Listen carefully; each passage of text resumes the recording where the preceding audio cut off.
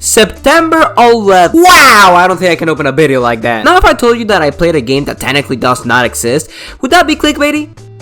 Yes, it would, but it will also not be a false statement. Around a particular week of September, I was scrolling on Twitter seeing what ragebait/gooner content was gonna get thrown my way next, when suddenly I saw an announcement that really captured my interest. A platform fighter battle royale, or to put it in terms that everyone can understand, a Smash Bros battle royale going by the title of Pipe Breakers. This prototype had just entered early access and was meant to be a test to see whether the developers would further work on the prototype to create a full game out of it. Seeing as I was a content creator of only 600 subscribers, I decided to shoot my shot and ask for a code so I could play and talk about the game, which surprisingly went pretty well. I got a friend to play a couple hours with me, and then I played a couple more hours on my own, allowing me to get a good feel for the game. I wanted to do a quick video on the game because I find it to be a really interesting experience, apart from the fact that it makes for a baller title. As I mentioned previously, Pipe Breakers is a platform fighter battle royale, featuring a lot of characters from the developer's previous title, Omega Strikers, duking it out in a big ass map. Now you may be wondering, what the hell is a battle royale? And if that's you,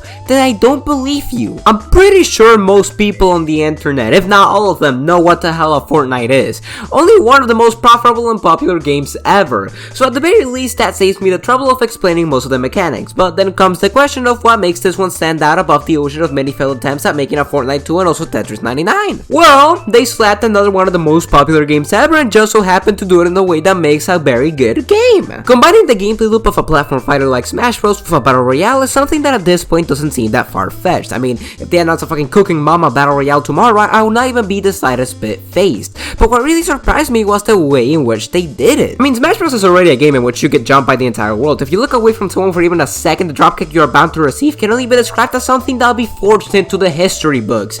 But instead of being just normal Smash, this could be described as a battle royale of Smash Run. Now, for those of you who are not in the know about Smash Run, this was a mode in the 3DS version of Smash 4 in which players were dropped into a giant map with enemies and goodies to find, giving the player a certain amount of time before pitting them all into a random final encounter that makes use of all the upgrades that you got during the run. A lot of these design elements are put into Pipe Breakers, getting upgrades that make you stronger, exploring big maps, doing various challenges, all to prepare for eventual fights with other players. Wow, this made me actually wish for a Smash Bros battle royale. The core of the game is really fun. The things that really matter in a battle royale and a platform fighter, like the movement, the inputs, the physics, and all that stuff, are pretty well made. Whenever you get a combo going, it feels incredibly good, and the only problem that I can think of is that when you play with Wi-Fi like mine, things tend to get a little bit complicated. Game looks...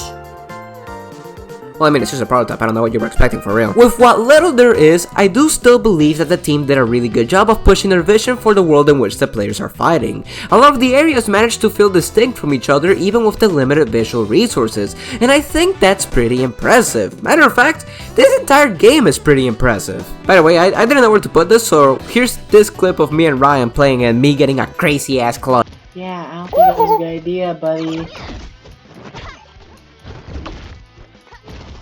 Hold on, maybe a closer. Oh my god, oh my god, oh my god. The zone is closing in. Get out of there. Oh my god. Hold on.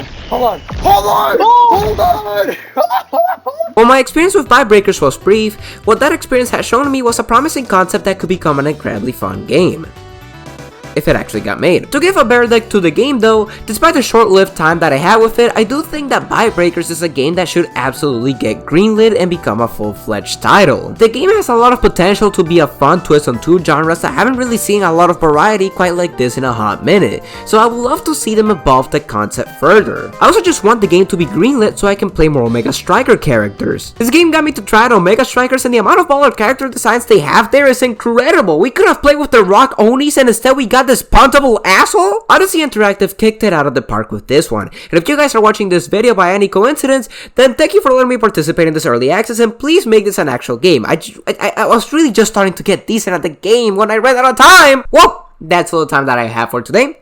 I'm just another stranger you met on the internet, but hey, just call me Pseudo.